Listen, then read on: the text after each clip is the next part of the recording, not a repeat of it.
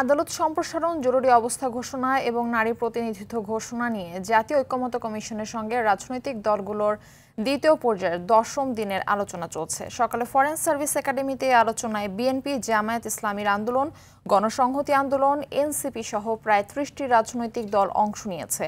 ঐকমত্য কমিশনের সহসভাপতি আলী রিয়াজ বলেন, আলোচনার মধ্য দিয়ে ঐকমত্যের ভিত্তিতে সামনের দিকে এগিয়ে যেতে হবে। জাতীয় স্বার্থে সবাইকে একমত থাকার আশাবাদ ব্যক্ত করেন তিনি। বলেন, রাজনৈতিক দলের বক্তব্য ধারণ করে সংস্কার করা হবে।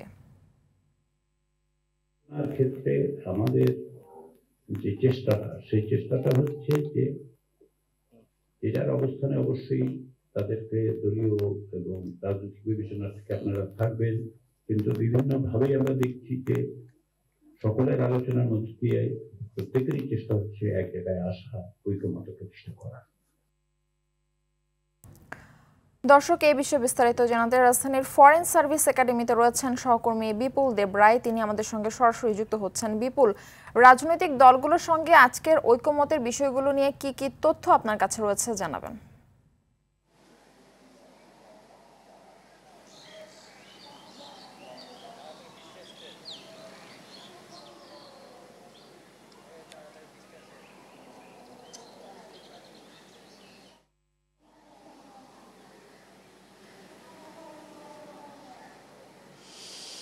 হ্যাঁ, মারপে আসলে আজকে নির্ধারিত সময়ের একটু দেরিতেই বৈঠকটি শুরু হয়েছে ঐকমত্য কমিশনের, এবং আমরা দেখেছি ঐকমত্য কমিশনের বৈঠকে বিএনপি, এনসিপি, জামাত সহ সকল রাজনৈতিক দলের নেতাকর্মীরা কিন্তু অংশগ্রহণ করেছেন। এবং বৈঠকের শুরুতেই কিন্তু যে সূচনা বক্তব্য দিয়েছেন যিনি আলী রিয়াজ, তিনি বলেছেন যে আসলে রাজনৈতিক দলগুলোর উপর কিন্তু যে সংস্কারের যে বিষয়গুলো কিন্তু চাপিয়ে দেওয়া হচ্ছে না, অর্থাৎ বিভিন্ন রাজনৈতিক দলগুলোর মধ্যে মতামতের ভিত্তিতে কিন্তু এই একটা ঐকমত্যে পৌঁছানোর জন্য কিন্তু এই বৈঠকটা করা হচ্ছে। এবং আপনি জানেন, আজকে দ্বিতীয় দফায় কিন্তু 10ম দিনের যে বৈঠক শুরু হয়েছে, এবং এই শুরুতে কিন্তু আলী রিয়াজ একটি কথা বলেছেন যে আসলে সামনের দিকে এগিয়ে যেতে হলে, রাষ্ট্রকে এগিয়ে নিতে হলে সবাইকে কিছু কিছু বিষয়, যেগুলো রাষ্ট্রের জরুরি যে বিষয়গুলোতে ঐকমত থাকতে হবে সবাইকে, এবং সবার ঐকমত নয়েই কিন্তু এই জাতিকে এগিয়ে নিয়ে যেতে হবে, এমনটা জানিয়েছেন তিনি। সেই সাথে তিনি আরও বলেছেন যে আসলে রাজনৈতিক দলগুলোর সদিচ্ছার উপর ভিত্তি করে কিন্তু প্রতিটা সংস্কার কাঠামোতে তারা হাত দেবেন, এবং রাজনৈতিক দলগুলোর যদি দ্বিমত থাকে সেক্ষেত্রে কিন্তু একটু বিলম্বিত হতে পারে, এবং একমত হওয়ার জন্যই কিন্তু সেজন্য তিনি আহ্বান জানিয়েছেন। সেই সাথে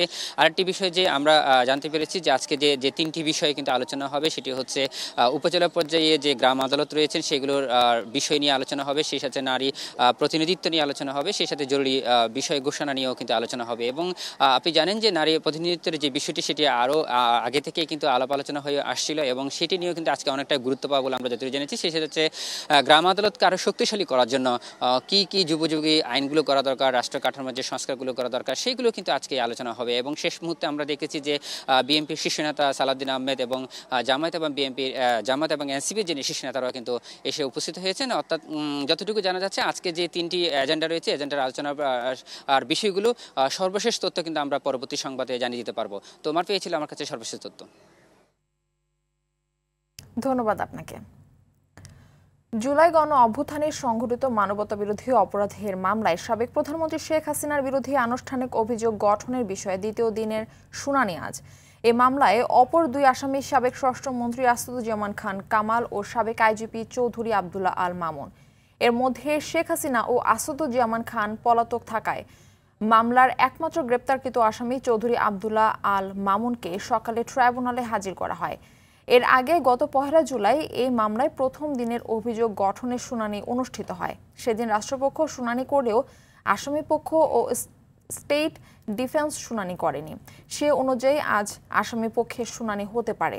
এদিকে জুলাই আন্দোলনের দ্বিতীয় শহীদ ওয়াসিম হত্যা মামলায় চট্টগ্রামের সাবেক এমপি এবিএম ফজলে করিম চৌধুরী সহ 3 আসামিকে ট্রাইব্যুনালে হাজির করা হয়েছে।